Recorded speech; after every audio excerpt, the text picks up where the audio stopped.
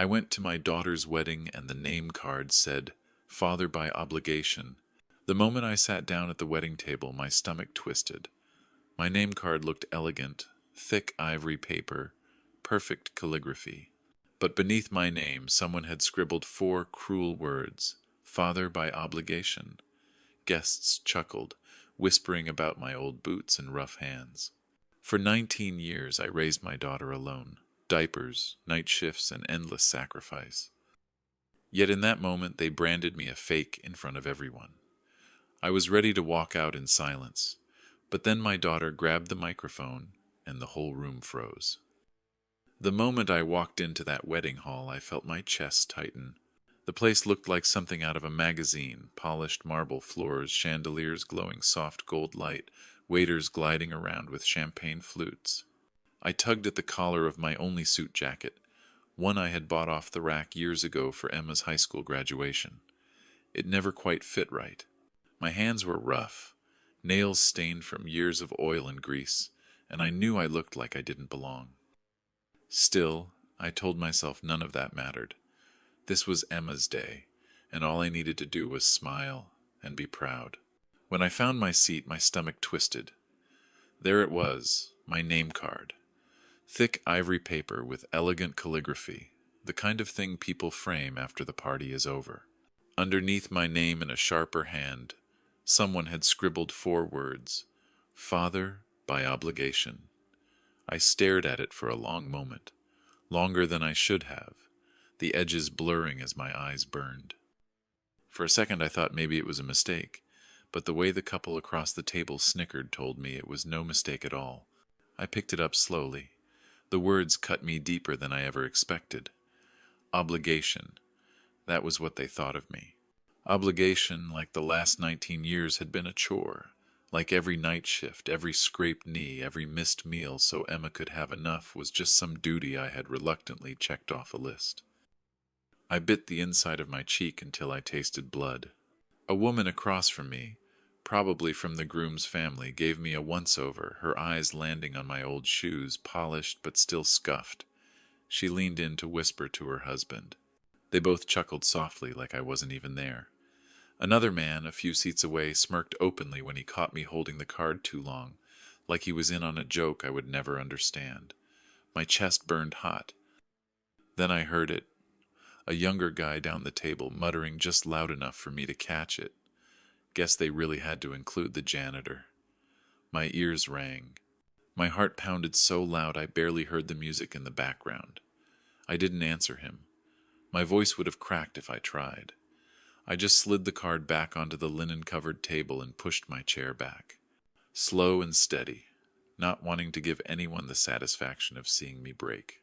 I stood up and looked around. Everywhere I turned were polished suits and manicured hands, people with perfect hair and practiced smiles.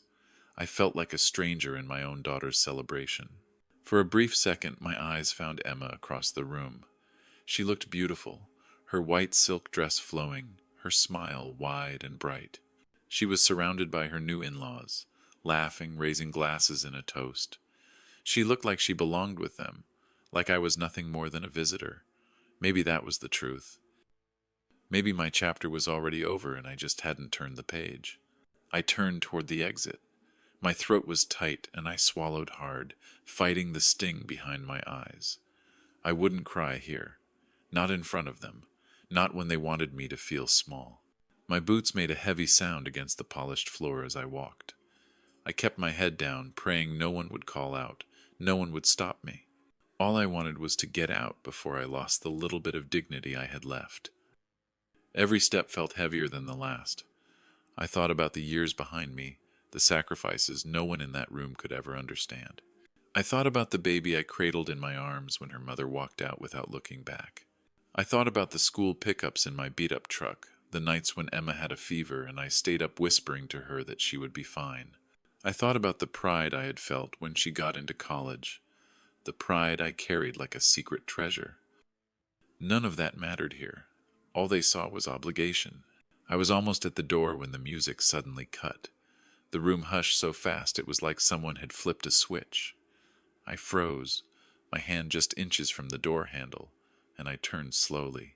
My heart stopped when I saw Emma standing barefoot in the middle of the dance floor, holding the groom's hand but not gently. She lifted the microphone to her lips, her eyes steady, her voice clear. And in that moment I knew something was about to shatter. When I saw those words on the card, the memories hit me like a flood. Obligation. If only they knew. If only they had been there when Emma was 5 months old, and her mother walked out the door without a backward glance. I can still picture that night. The house was quiet, except for Emma's cries. I stood in the kitchen holding her, not even sure how to make a bottle right. My hands shook so badly I spilled the formula across the counter. I remember whispering to her that I would figure it out somehow, that I wasn't going to let her down no matter how scared I was. The years that followed were a blur of work and exhaustion. I fixed cars during the day, crawling under engines until my knuckles bled.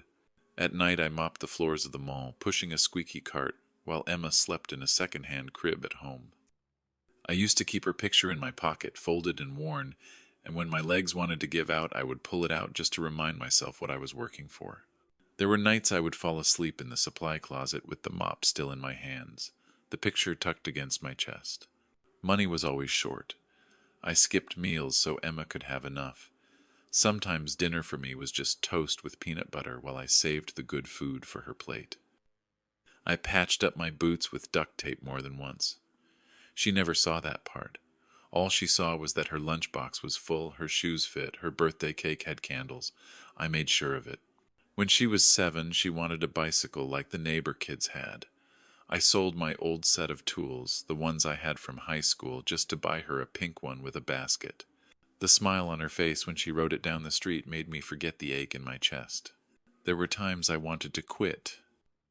When the bills stacked up and the car broke down and the landlord left another notice on the door, I wanted to collapse. But then Emma would come running, arms open, calling me daddy with that little lisp she had. Her laugh could cut straight through the darkness. I told myself again and again that showing up was all that mattered. Even if I was bone-tired, even if I had nothing left, I had to show up. School days were another battle. I worked split shifts just to be there for pickup, parking my old truck in front of the school while other parents waited in shiny SUVs. I saw the looks they gave me, the pity or the judgment, but I didn't care.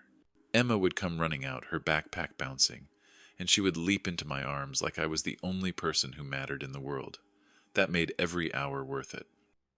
When she was sick, I sat beside her bed, a wet cloth on her forehead, whispering stories until she finally drifted off. When she had nightmares, I let her crawl into my bed, her tiny hand gripping my arm like she was holding on for dear life. I never complained. Those moments were the reason I kept going. I remember one night clearer than most. Emma was in 2nd grade. I had promised to be at her recital, but a customer's car broke down at the shop and I couldn't leave. I rushed over still in my work shirt, grease on my arms, but by the time I got there it was over. She stood outside holding her little violin, her eyes downcast. My heart broke. I knelt beside her and told her I was sorry, that I had tried. She just looked at me and said, "It's okay, Dad. I know you work hard." She smiled, a small smile, and in that moment I swore I would never let her feel second best again. Every sacrifice I made built a wall of pride in me, a quiet pride that I carried like a secret. But standing in that wedding hall, surrounded by people who would never understand, all those years of sweat and struggle seemed invisible.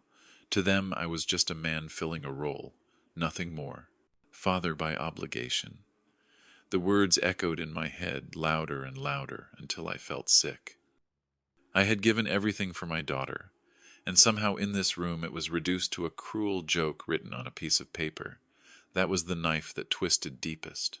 My hand was already on the door when the music stopped. The chatter in the room fell silent all at once, like someone had pulled the plug. I turned my head just enough to see the center of the dance floor. Emma was standing there barefoot, her white heels abandoned behind her. Her dress shimmered under the lights, but there was nothing soft about the way she held herself. Her shoulders were straight, her jaw tight, her eyes scanning the room like she was about to go to war. She still had the microphone in her hand, and beside her the groom stood stiff, his hand dangling uselessly where she had dropped it. I froze.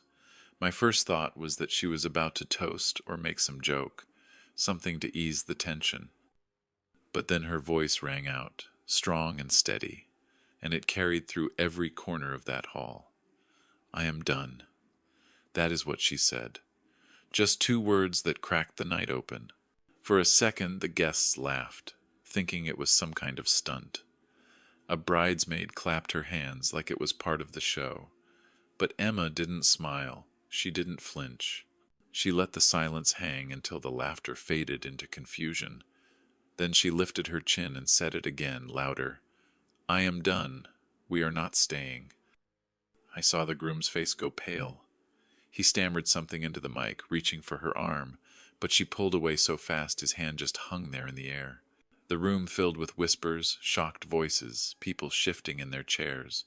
The groom's mother covered her mouth. His father slammed his glass down on the table.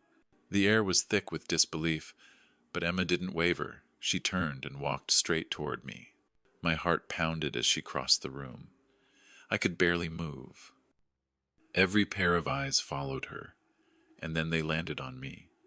The janitor, the handyman, the father by obligation. I wanted to sink into the floor, but Emma's gaze locked on mine and held me there. She reached me, grabbed my arm firmly, and her voice was low but fierce. "Let's go." I blinked at her. "Emma, what are you doing?" Her grip tightened. I said, "Let's go." She didn't wait for my answer. She started moving toward the exit, pulling me with her. My boots dragged against the marble, and still I let her lead. Behind us, chaos broke out. The groom shouted her name.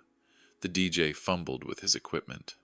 Guests gasped, voices overlapping in panic and gossip. But Emma didn't turn around, not once. We walked through that hall like two fugitives, her white dress trailing through flower petals and spilled champagne. I heard someone call out that she was making a mistake, that she needed to think. She didn't slow down. She kept her eyes forward, pulling me past the rows of tables, past the stunned guests, past the disbelief written on every polished face. My throat was tight. I wanted to ask her why, to beg her to explain, but I knew this wasn't the time. She was locked in, and nothing anyone said was going to change her course. I glanced sideways at her face. Her makeup was still perfect, but her jaw was clenched so hard I thought her teeth might break. She was trembling not from fear but from fury. When we pushed through the heavy double doors, the night air hit us like a wave. It was cooler outside, quieter, but the pounding in my chest didn't ease. Emma didn't let go of my arm until we reached the parking lot. My old truck sat at the far end, out of place among the sleek cars lined up under the lights. She didn't hesitate. She headed straight for it, the hem of her dress catching on the gravel. I stumbled to keep up. "Emma, please," I said, my voice breaking. "What are you doing?" She didn't answer. She threw open the driver's side door, bunched up her dress, and climbed in barefoot. I stood there for a moment, staring at her, the noise of the reception muffled behind the closed doors. Then she leaned across the seat, pushed open the passenger side, and looked at me with eyes that left no room for argument. "Get in, Dad." I did. My hands shook as I pulled the door shut. The truck smelled faintly of oil and old leather. Emma jammed the keys into the ignition, and the engine rumbled to life, loud and raw compared to the music still faintly spilling from the hall. She gripped the wheel like it was the only thing keeping her grounded. Without another word, she threw it into gear and pulled out of the lot. Through the rear-view mirror, I saw the glowing hall fading into the distance, the guests spilling outside like ants, their shocked voices chasing us into the night. I didn't know what waited ahead, but I knew the world we had just left behind was gone. The road stretched out in front of us, dark and endless, the headlights of my old truck carving a thin tunnel through the night. Emma's hands clutched the steering wheel so tightly her knuckles turned white. She hadn't said a word since we left the venue. I sat there in the passenger seat, my chest rising and falling too fast, the sound of the engine filling the silence between us. Every mile we drove, the questions piled higher inside me. pressing against my throat until I thought I would choke on them. I kept glancing sideways at her. Her makeup was flawless, her hair still pinned perfectly, but her jaw was rigid and her lips pressed in a thin line. Her bare feet tapped lightly against the petals, the lace hem of her wedding dress brushing the floorboards with every movement. She looked like a bride in a picture frame, but the tension rolling off her told a different story. I wanted to ask her what the hell had just happened. I wanted to scream that she had just walked out on her own wedding in front of 100 people. But my tongue felt heavy, and every time I opened my mouth, the words died in my throat. Instead, I just sat there, staring out the window as the vineyards of Napa blurred into nothing but shadows. For almost 40 minutes we drove like that. The only sound came from the faint rattle of tools in the glove compartment and the low hum of the tires against the asphalt. It felt like time had stopped. My mind replayed the scene over and over. The shocked faces, the whispers, the groom's pale expression, and Emma, standing in the middle of it all, her voice steady, her hand pulling me away as if she had been planning it from the start. Finally, I couldn't take it anymore. My voice cracked when I spoke. "Emma, what are you doing?" She didn't look at me. Her eyes stayed locked on the road, the yellow lines flashing in her pupils like tiny flames. For a long time she said nothing, and I thought maybe she wasn't going to answer at all. But then she exhaled sharply, her breath trembling, and she said in a low voice, "I saw the card before you did." I blinked at her. What card? She tightened her grip on the wheel. The name card. I saw it last night at the rehearsal dinner. It was already on the table. My stomach clenched. "You knew. You knew, and you still went through with today." Her jaw worked, and then she gave a quick nod. I had to be sure. Her words hit me harder than I expected. "Be sure of what?" I asked, my voice harsher than I intended. She bit her lip, still not looking at me. "I needed to see if they would actually go through with it, if they would really humiliate you in front of everyone." I sat back, stunned. My mind spun in circles. She had known, and she had stayed quiet, letting me walk into that hall blind. Part of me wanted to be furious, but another part of me felt something else, something sharper. This wasn't just anger in her voice. This was strategy. She reached into the small clutch bag resting on her lap. For a second she kept her hand there, her eyes fixed on the dark road ahead. Then she pulled out her phone, unlocked it, and shoved it toward me without a word. The screen glowed in the cab, lighting her face in a cold blue sheen. I stared at it, confused, until I saw the play button. "What is this?" I asked, my voice barely more than a whisper. She didn't answer. She just pressed her lips together and nodded at the screen. My thumb hovered over the button. The truck rumbled beneath us, carrying us farther from the life we had just left behind, and I felt the weight of something heavy pressing down, something that was about to change everything I thought I knew about this night. I pressed the play button, and the sound filled the cab, sharp and too clear, like the phone had been placed right on the bar. At first I saw the groom's father leaning against polished wood, his tie loose, a glass of scotch dangling from his hand. His voice was loud, careless, the kind of voice a man uses when he thinks no one important is listening. He chuckled and said, "I mean, come on, the guy's basically a janitor with a toolbox. I've seen his house. Looks like something you'd scroll past on Google Maps, barely standing." Laughter burst in the background. Another voice joined in, higher, the groom's mother. "Don't be mean," she said. "Let's use his proper title. He's not a handyman, he's a janitor." That earned another round of laughter. My chest tightened, and I felt heat crawl up the back of my neck. The camera shifted, and there he was. Brent, my daughter's fiancé, my would-be son-in-law. He was grinning wide, nodding along like this was the best joke he'd ever heard. He leaned forward, his voice cutting through the laughter. "Can't wait to see her face when she figures out she could have had her real dad walk her down the aisle. You know, the one who didn't mop floors for a living." The words hit me like a fist. I couldn't breathe. My vision blurred. I wanted to throw the phone out the window, but I couldn't look away. The video cut off after that, but the sound kept echoing in my head. Real dad. Handyman. Janitor. I leaned back in the seat, staring out into the dark. The vineyards rolled past in shadows, but all I could see were their faces, smirking while they mocked me. My hands shook in my lap. My throat felt raw, like I had swallowed gravel. For years I carried every burden alone, and in one careless conversation they reduced it all to a punchline. I whispered the words without meaning to. Real dad. That bastard left before she even had teeth. I turned my head toward Emma. Her face was lit by the screen's glow, calm, steady, almost too steady. She finally looked at me, her eyes unflinching. I told them he was gone, she said softly. I told them who raised me. They didn't care. I wanted to ask her why she didn't tell me sooner. I wanted to shout that I could have stayed home, spared myself the humiliation. My voice cracked when I finally spoke. Why didn't you tell me this before today? She shook her head slowly, her gaze fixed back on the road. Because this wasn't just about me or you, Dad. It was about seeing people for who they really are. I needed proof. Her words stung, but they also settled heavy in my chest. She hadn't just been blindsided tonight.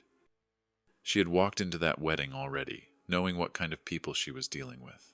She had let me see the truth with my own eyes, even if it broke me. The silence that followed was heavier than before. I stared at the phone, still glowing faintly in my hand. My reflection looked back at me in the black screen, lined and tired, every scar of work and sacrifice written across my face. They had laughed at that face. They had called it nothing. And my daughter, the bride who had just walked away from everything, sat beside me, her jaw tight, her hands gripping the wheel, and I realized she wasn't running from fear. She was running from them. I closed my eyes for a moment, the sound of Brent's laughter still gnawing at my ears. All I could think was that he knew.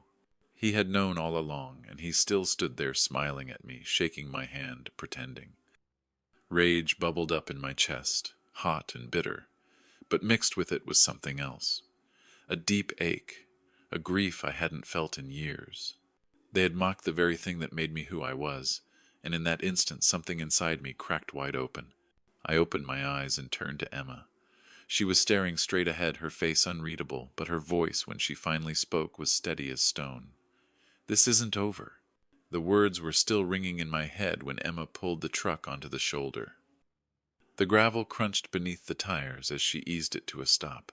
She sat there for a long moment with her hands still locked around the wheel, breathing hard like she had been holding everything inside too long. Then she let go and dropped her hands into her lap. "Dad," she said quietly, "I didn't sign anything." I turned to her, confused. "What do you mean?" She opened her clutch and pulled out a folded envelope.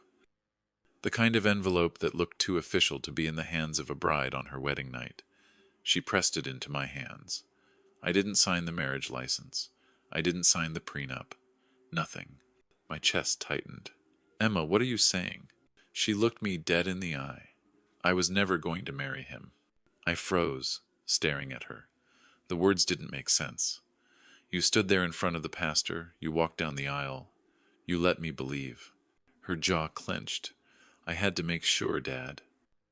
I had to see who he really was, who his family really was. Tonight was the proof. I opened the envelope with shaking fingers. Inside were copies of legal papers, unsigned, some with red marks across them.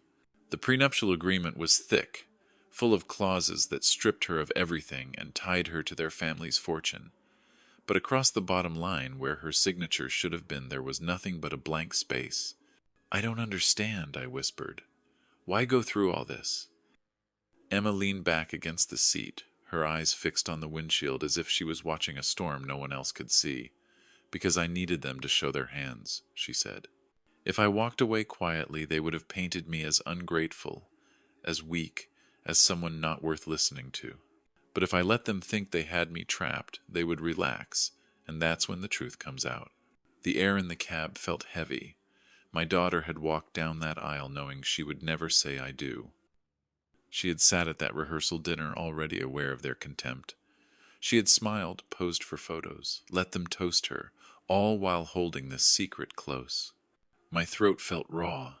You let me walk in there blind, I said. You let me see that card without warning.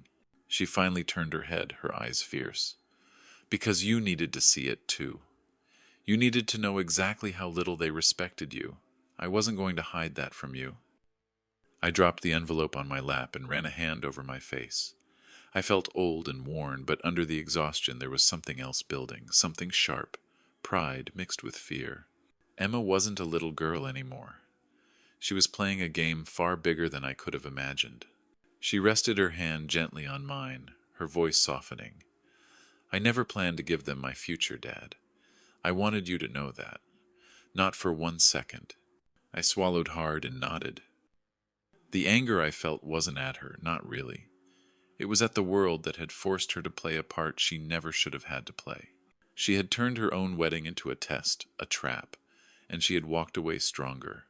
The road ahead was quiet, only the occasional car passing by, headlights flashing through the cab. I stared down at the unsigned papers again, the empty lines like a lifeline stretched out between us. She hadn't given herself away.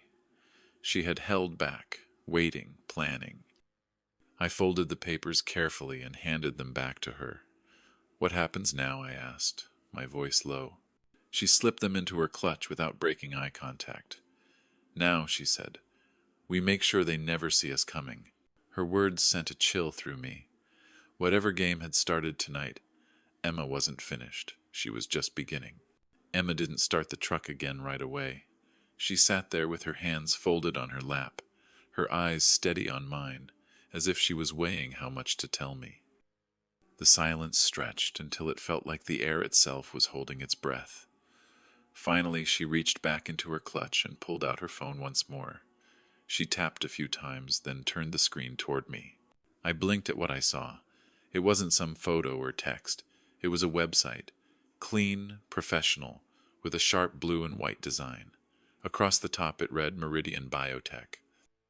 And there was Emma's face.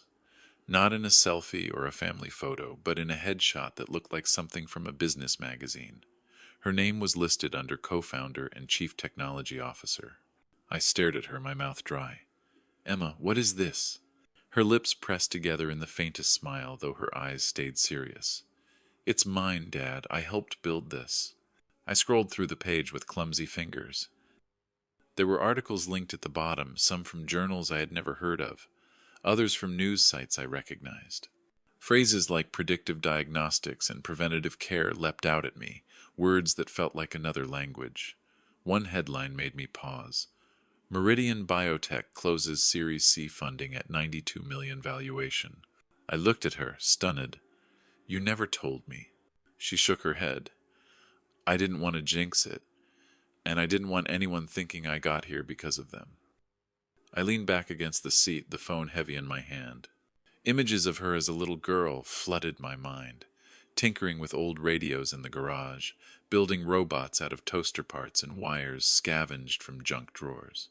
She used to sit cross-legged on the floor with her tongue poking out in concentration, proud when something lit up or moved. I should have known she was building more than toys. My voice cracked.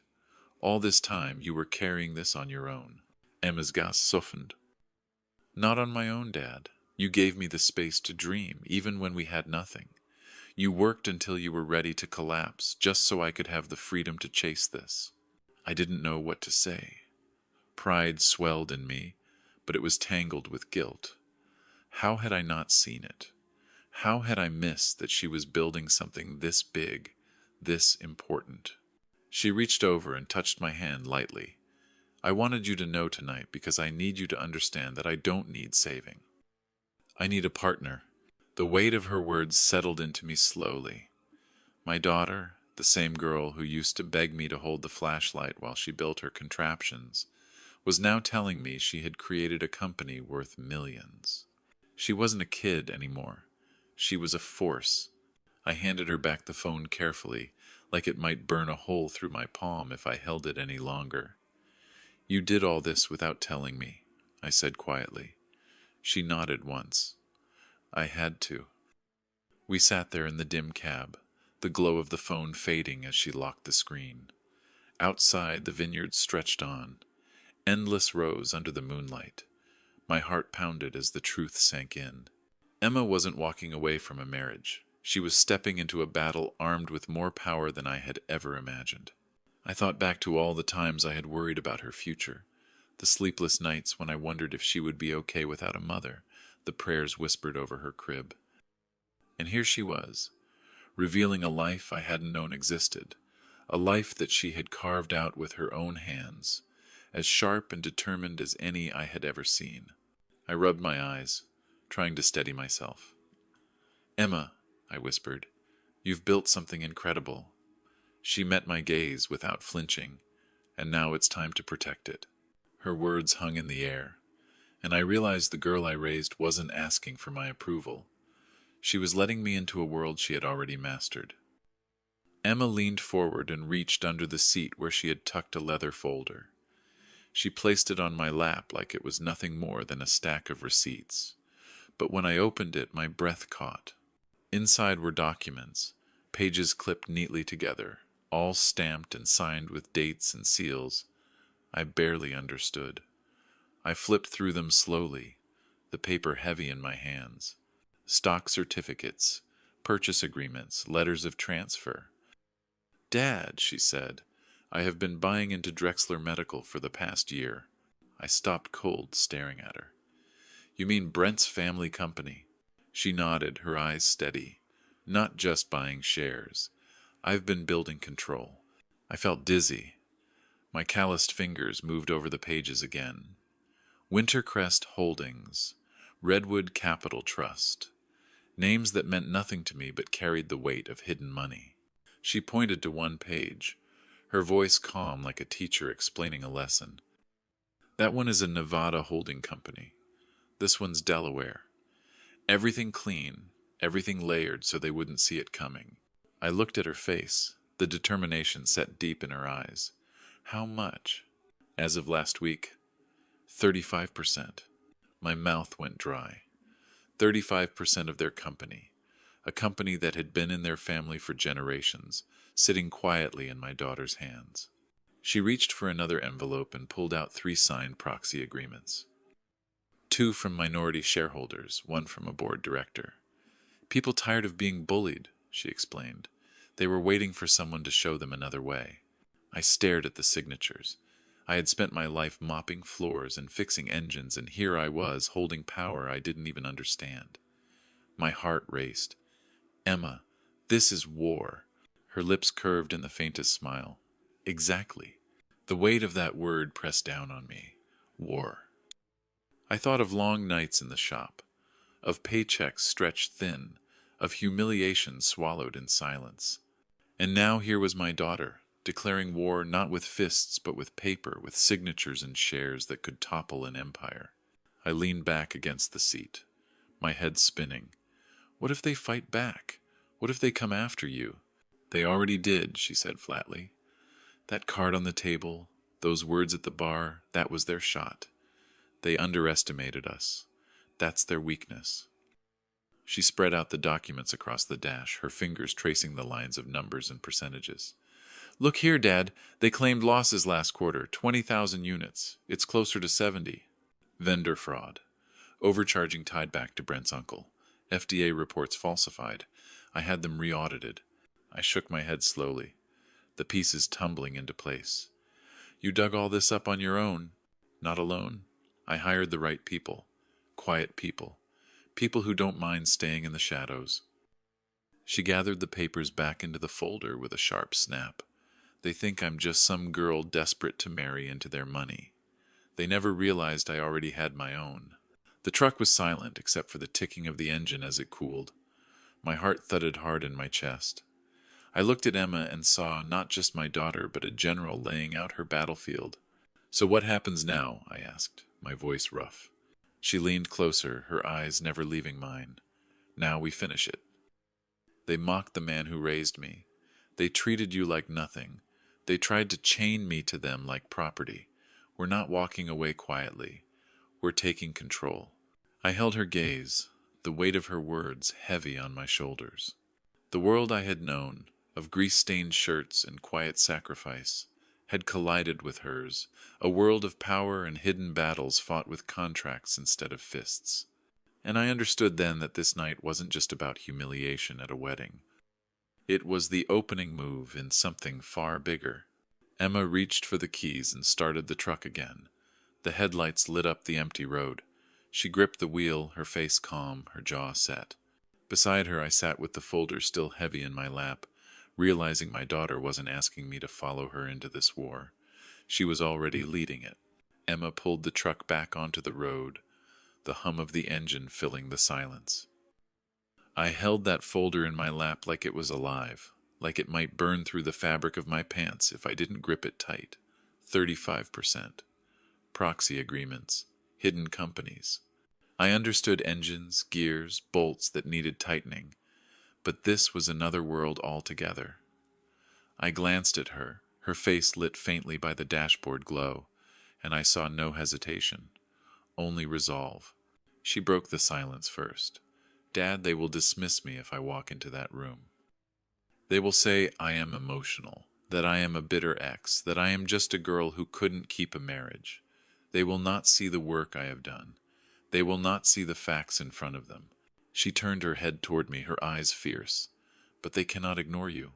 My stomach flipped. Me. She nodded. You are the one they mocked. You are the one who kept the lights on, who paid every bill with sweat and broken knuckles. They laughed at you. They called you names. They think you are beneath them.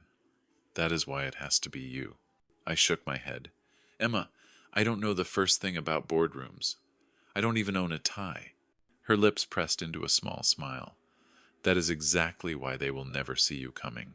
She reached into her clutch and pulled out a single piece of paper, folded twice, crisp and clean. She handed it to me. I unfolded it slowly. At the top it read, Proxy Authorization Form. My name was bold across the page. My throat tightened as I read the words that transferred her voting rights to me.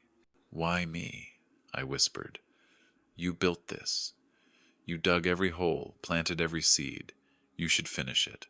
Emma's hand came down gently on mine, steady and warm. Dad, I will still finish it, but this part is yours. They insulted you. They tried to erase everything you did for me. This is not just about a company. This is about respect. I stared at the paper. My hands shook, not from fear exactly, but from something older, deeper, a mixture of rage and pride that had been buried for years. I remembered the way Brent laughed on that recording, the way his father sneered, the way the words father by obligation looked on that ivory card. Every insult pressed against my ribs like a weight. And now my daughter was handing me a weapon I never knew existed. I wanted to tell her no, to tell her I wasn't built for this, but the words wouldn't come. She squeezed my hand and leaned closer. You showed up for me every day, Dad. When Mom left, when the bills piled up, when everyone else disappeared, you showed up. That is all I need you to do now. Show up. Her voice cracked just slightly, but her eyes stayed steady.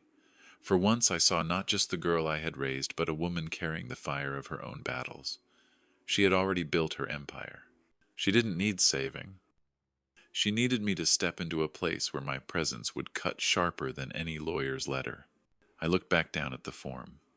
The space for my signature waited at the bottom, an empty line daring me to claim it. I thought of the years when my name never meant much outside of a paycheck. Thomas Bennett, custodian, mechanic, the man in the background. And now that same name was being placed at the center of a war I hadn't chosen. The truck rattled over a bump, and Emma steadied the wheel. Her eyes never left the road, but her voice came low and certain. They think they broke you, Dad. Let them see you rise. I swallowed hard, my throat thick. I reached into my pocket for a pen I always carried, the one I used to jot down repair notes. My hand trembled as I clicked it open. I bent over the paper, resting on my knee. Slowly, carefully, I wrote my name across the line. When I lifted my head, Emma glanced at me. Her lips curved into the faintest smile, not of victory but of recognition. She folded the paper neatly and slid it back into her bag. Thank you, she said softly. I leaned back against the seat, my heart pounding. Outside, the darkness of the vineyards stretched endless, but inside the cab, something had shifted. I was no longer just a father by obligation. I was about to be the man at the head of a table they never wanted me to sit at. The next morning I woke to the smell of coffee and the sound of papers being shuffled in the kitchen. For a second I thought it was just another workday, the kind where I dragged myself out of bed to pull on coveralls, but when I walked in, Emma was already at the table. She had her laptop open, folders spread around her like a battlefield map. She didn't even look up when she slid a mug toward me. "Sit down, Dad, we have work to do." I eased into the chair across from her, my body still heavy from the night before. She tapped the screen and a set of bullet points appeared, full of words that looked foreign to me. Quorum, compliance breach, fiduciary responsibility. I rubbed the back of my neck and gave a nervous laugh. "Emma, I fix engines. I don't speak this language." She finally met my eyes, her expression calm but firm. "That's why we practice."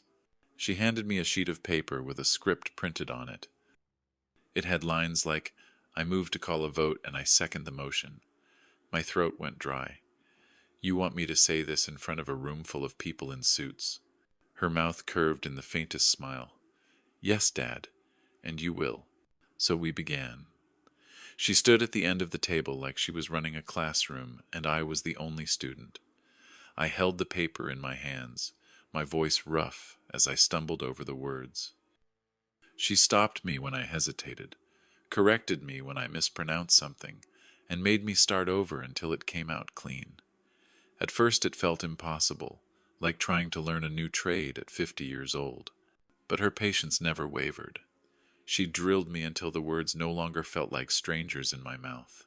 We practiced motions and responses, how to keep my voice steady, how to sit back in my chair without fidgeting. She explained how silence can be as strong as words, how a pause could make men twice my age squirm. When I got frustrated, she leaned closer, her eyes steady. "Dad, you have faced worse than this. You have worked double shifts with no sleep. You can handle a few men in suits." At night I collapsed into bed exhausted, not from labor but from the weight of trying to carry myself in a world I had never stepped into. But every morning Emma was ready again, coffee brewed, papers stacked, her voice sharp and confident. She taught me how to read a balance sheet just enough to recognize when numbers didn't add up. She showed me examples of fraud they had hidden, explaining each one until I could spot the tricks myself. One night she laid a tie across the table. It was charcoal gray, still wrapped in plastic. I frowned at it. "Emma, I don't even know how to tie that." She picked it up, walked behind me, and with gentle hands looped it around my neck. Her fingers moved quick and sure, just like when she used to fix the straps on her backpack before school. When she stepped back, the knot was neat, sitting perfectly at my collar. She looked at me and smiled softly. "Now you do." The days blurred together in a rhythm. Practice speeches in the morning, mock meetings in the afternoon, review sessions at night. She even called in a friend from her company to sit across the table and play the role of a hostile board member. He grilled me with sharp questions until sweat ran down my back, but Emma never let me quit. She would nod at me, encouraging, and whisper, "You've got this." Slowly something shifted inside me. The fear didn't vanish, but it began to mix with something else, something I hadn't felt in years. Confidence. The same way I felt when I knew I could rebuild an engine blindfolded, when I could solve a problem no one else could touch. Except now the tools weren't wrenches and bolts. They were words and presence. On the last night before the meeting, Emma closed her laptop and leaned back in her chair. Her eyes softened, though her voice stayed firm. "Dad, tomorrow isn't about pretending you are something you are not. It's about showing them who you really are. You don't need fancy words. You just need to stand tall and remind them that you cannot be erased." I looked at her across the table, my little girl who had grown into a woman who carried herself like a general. My chest tightened with pride. I nodded slowly, my hand resting on the stack of papers that had become my armor. Tomorrow I would walk into their world, not as a guest, not as a joke, but as someone they could no longer ignore. The morning of the meeting, I stood in front of the mirror, wearing the suit Emma had picked. The fabric felt stiff, too clean, like it belonged to someone else. I tugged at the collar, my reflection staring back at me, a man with lines etched deep around his eyes and hands that would never lose the scars of labor. For a moment, doubt clawed at me. What was I doing dressing like I belonged among them? Then I heard Emma's voice from the kitchen. "It's time, Dad." We drove in silence, the city waking up around us as we pulled into the sleek glass building that carried the Drexler name. Their headquarters looked more like a fortress than an office. We parked, and Emma straightened her blazer, her eyes cold and focused. She didn't knock when we reached the frosted glass doors. She pushed them open like she owned the place, and I followed, my heart pounding so loud I thought the room would hear it. Inside was a long mahogany table surrounded by 12 board members, polished wood, crystal pitchers of water, notepads lined neatly at every seat. At the head sat Alan Drexler in a navy suit that probably cost more than my truck. His eyes narrowed the second he saw us. "You're not allowed in here," he snapped. Emma didn't blink. "Read the bylaws. This is a closed executive session. I am an executive, and so is my proxy." She gestured to me. The room shifted, papers rustled. A cough broke the silence. Alan's jaw tightened. "You're bluffing." Emma calmly opened her briefcase and pulled out a stamped document, sliding it across the table with steady hands. "Filed Monday. Verified by the corporate secretary. You were copied." The state seal was right there in bold, my name printed at the top. One of the board members, a woman with silver hair and sharp eyes, flipped through her copy of the agenda. "It's valid, Alan," she said flatly. I saw it come through. Alan sat back slowly, his face pale with fury. Emma's voice cut the air again.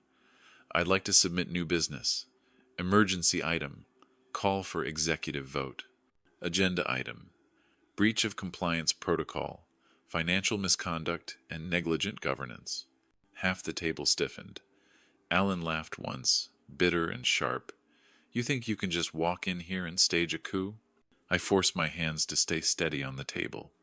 My voice came out stronger than I expected. "Then prove it." "Vote to audit." Alan rose from his chair, his voice booming. "This company has been in our family for 50 years. We built it from nothing."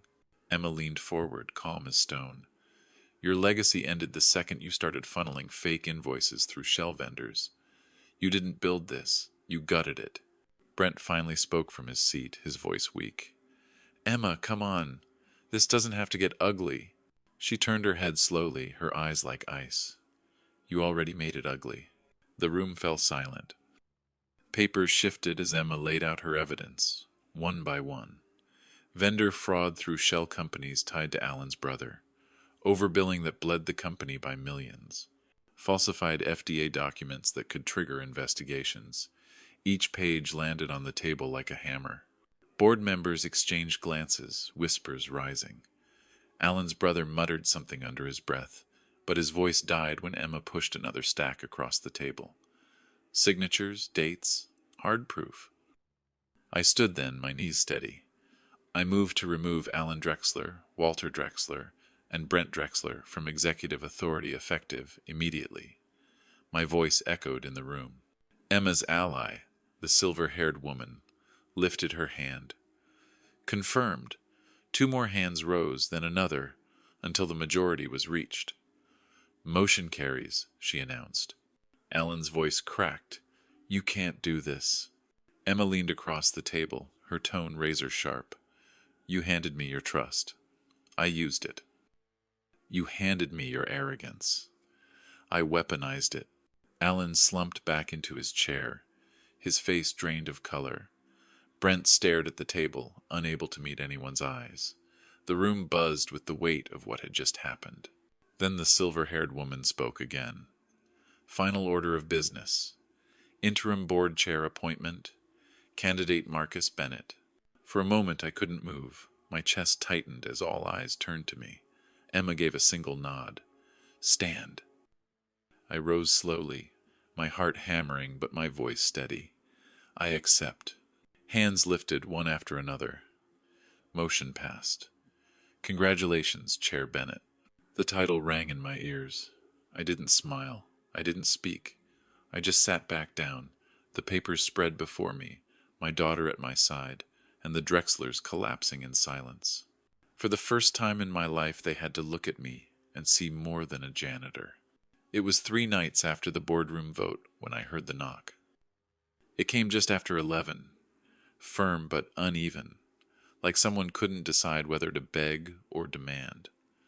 I was sitting on the couch with the television low, a half-empty ginger ale sweating on the coffee table. I thought it might be a neighbor, or maybe a delivery at the wrong door. But when I opened it, there was Brent. He looked nothing like the man who had stood at the altar beside my daughter. His shirt was wrinkled, tie crooked, hair sticking up as if he had been pulling at it with his hands.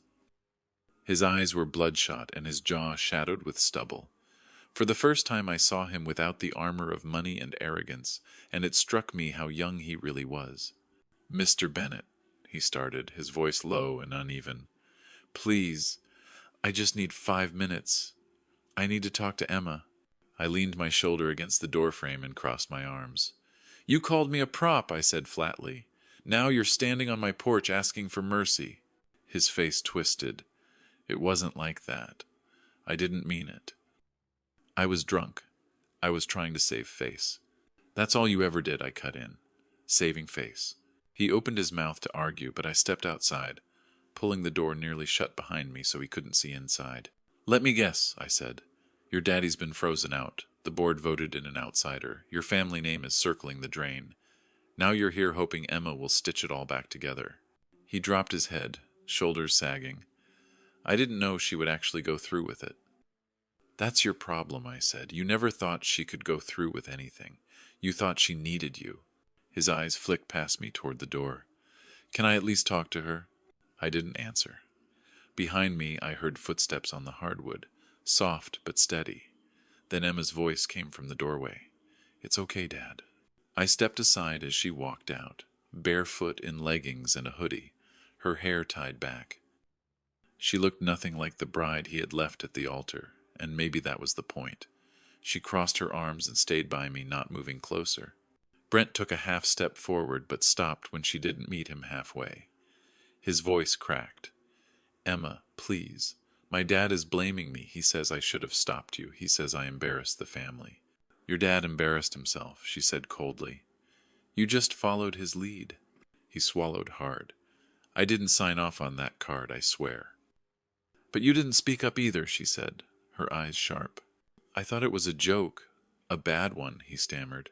"You laughed," Emma cut him off. "You stood there and laughed while your mother called me the janitor's daughter and your father called mine a charity case. You could have stopped it. You didn't." He reached into his jacket and pulled out a wrinkled piece of paper. "I wrote something," he said, holding it out like it was a gift. "I know it won't fix anything, but—" "I don't want an apology," Emma said, her voice firm. "I want space." She reached into her hoodie pocket and pulled out a white envelope. She held it out to him. He hesitated, then took it with shaking hands. "What is this?" "Cease and desist," she said. "It covers personal contact, professional involvement, and any attempt to interfere with the business transition." He stared at the envelope like it was radioactive. "You're serving me." "No," she said calmly. "I'm protecting myself and my company. This isn't personal. It's structural." His eyes watered, though no tears fell. "I thought we had something real." She tilted her head slightly. "I did too, until I realized the only thing real between us was your need to be rescued." The words hung heavy between them. He flinched like she had struck him. "He always needed someone to save him from himself," she said, and I stopped applying for the job. For a moment I thought he might fall apart right there on the porch, but instead he backed down the steps slowly. His shoes scraped against the concrete. He didn't look up, didn't try to speak again. He just turned toward a silver car parked at the curb and climbed in, the envelope still limp in his hand. The headlights stayed off as he drove away, as if fading into the dark would undo the mess he had made. Emma stood still until the taillights disappeared. Then she turned back inside without another word. I followed, closing the door behind us. In the kitchen she poured herself a glass of water, her hand steady, her jaw tight. "You good?" I asked quietly. She nodded once. "He always talked like he was planning our future," she said, "but it was really just his." I leaned against the counter and watched her. "You did the right thing." She took a long sip, her eyes fixed on the glass. "I know." There was nothing else to say. She went to bed soon after, and I stayed in the kitchen a while longer, staring at the envelope Brent had tried to hand her, the one she hadn't even opened. I tossed it in the trash where it belonged. For the first time in a long time, I felt the weight of karma settling in, steady and cold, and I knew Brent had just learned a lesson he would never forget. A few weeks later, I found myself standing under a rented tent in the middle of a city park, the kind of place where kids played basketball on cracked pavement and mothers pushed strollers past benches with peeling paint. The banner above us read Bennett Health Access Fund in bold blue letters. Beneath it were tables stacked with refurbished glucose monitors, blood pressure cuffs, and small tablets loaded with health literacy apps. The smell of grilled hot dogs from a vendor cart drifted through the air, mixing with the sound of kids laughing and sneakers squeaking on asphalt. Emma stood at the microphone first. She wore a simple white blouse, sleeves rolled up, sunglasses pushed on top of her head. No blazer, no performance. She looked like she belonged there. Her voice carried across the park. "Today is not about headlines or handouts," she said.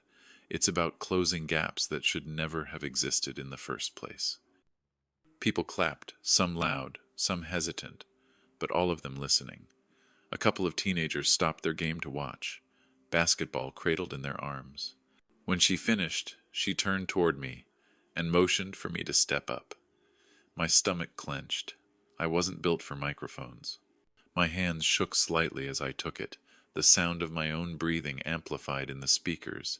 Faces looked back at me, neighbors, strangers, kids with wide eyes. I cleared my throat. "I don't know much about business," I said. "Still don't. I can't run spreadsheets, and I don't speak in acronyms." A few chuckles rose from the crowd. "But I know how to show up every day. I know how to do what needs doing. That's what got us here." I kept it short, a few sentences, then handed the mic back before my voice betrayed me. The applause wasn't polite. It was warm, real, and it washed over me in a way I wasn't ready for. Afterward, a group of teens came up to me. One girl with a buzz cut and a hoodie that read Future Engineer looked me square in the eye. "I've never seen someone like me at a board table before," she said. I didn't know what to say, so I just nodded. Another boy asked if he could take a picture with me. He held out a beat-up phone with a cracked screen. I put my arm around his shoulder and smiled.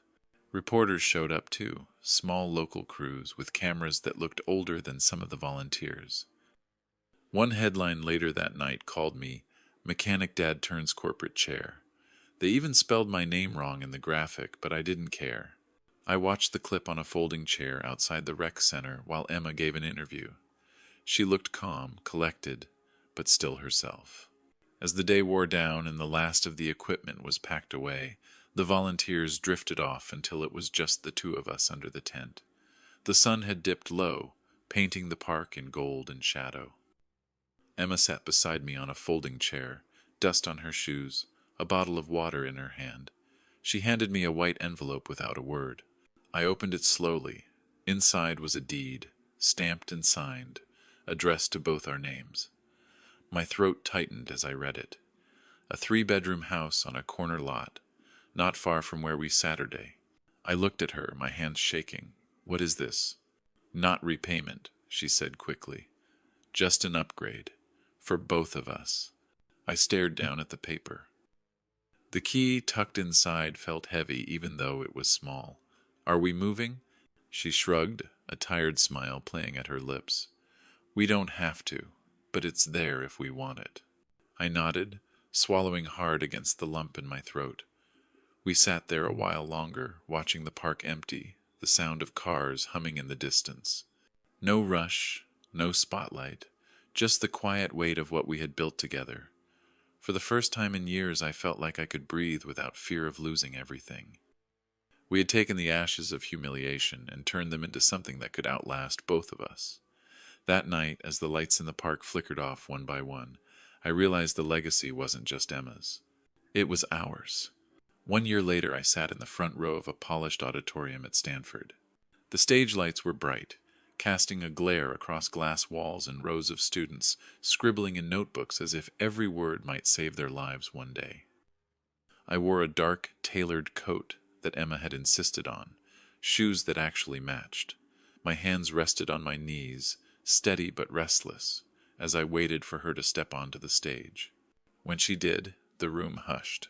She wore a navy blazer, her hair pulled back in a way that made her look older, sharper, though to me she would always be the girl who once ran barefoot through our small yard chasing fireflies. She didn't pace or wave her arms like some of the professors I'd seen on television. She just stood at the podium, calm and composed, her voice carrying without strain.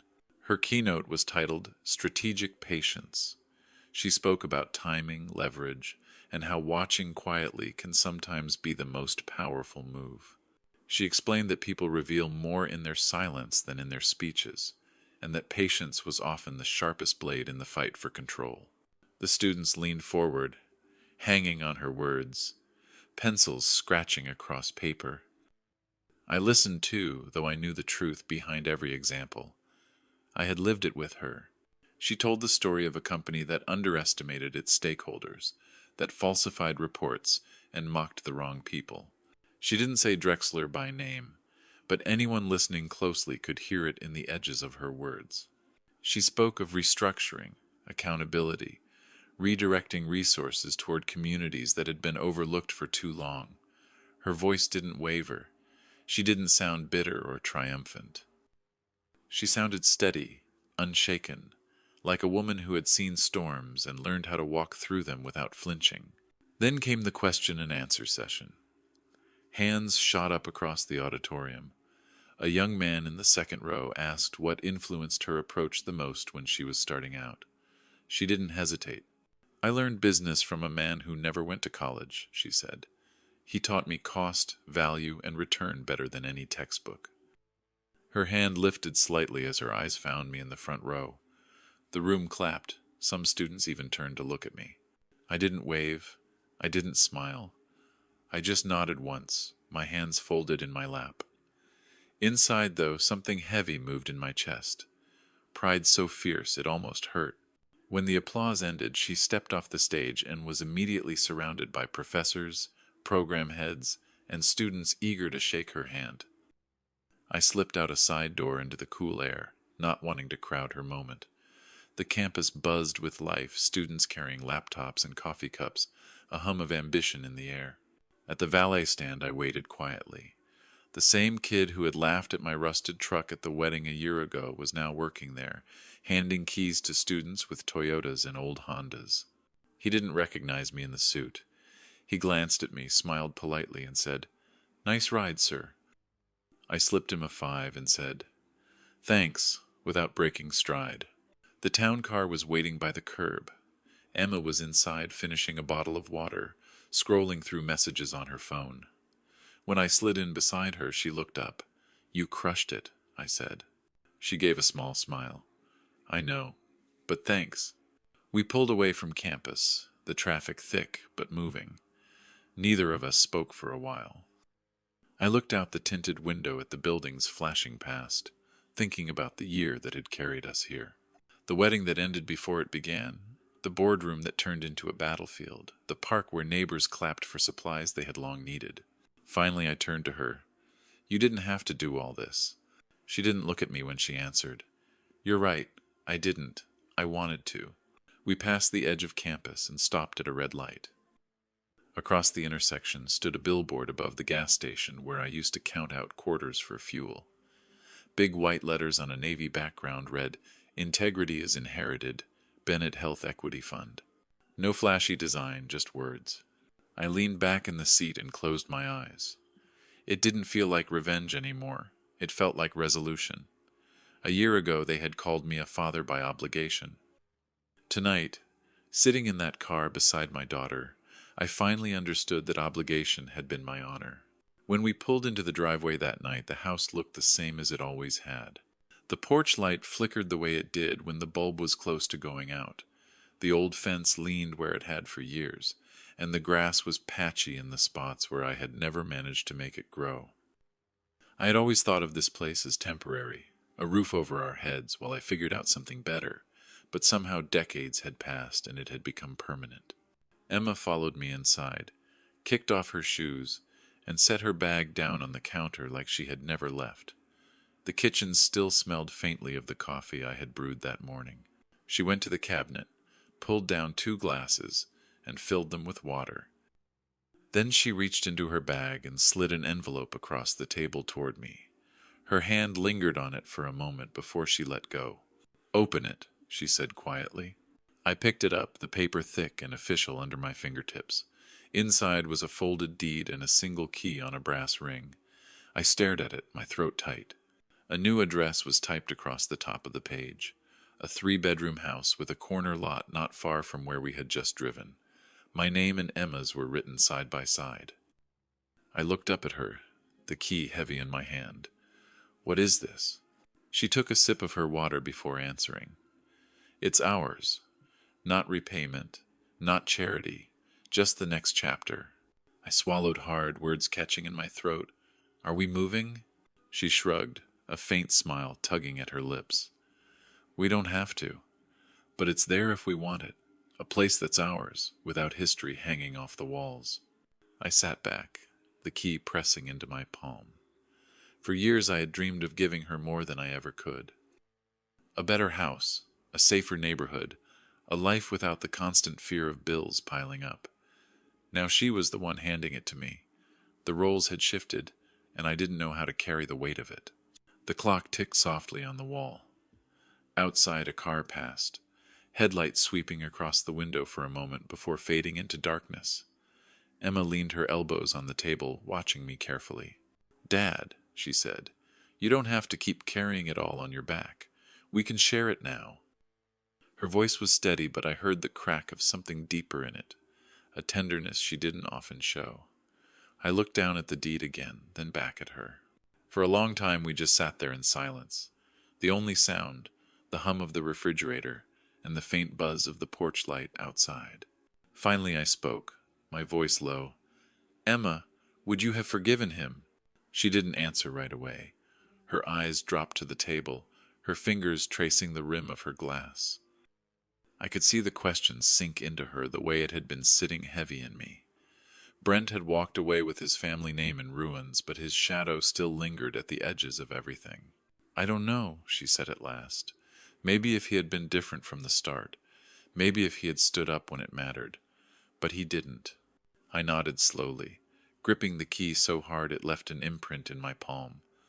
I wasn't sure myself what the answer would have been if the choice had been mine. Forgiveness was easier to talk about than to live.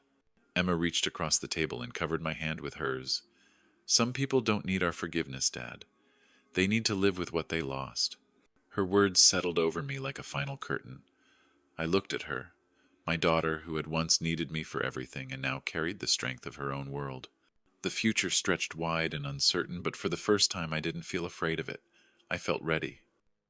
We sat there until the water in our glasses grew warm, until the clock ticked past midnight.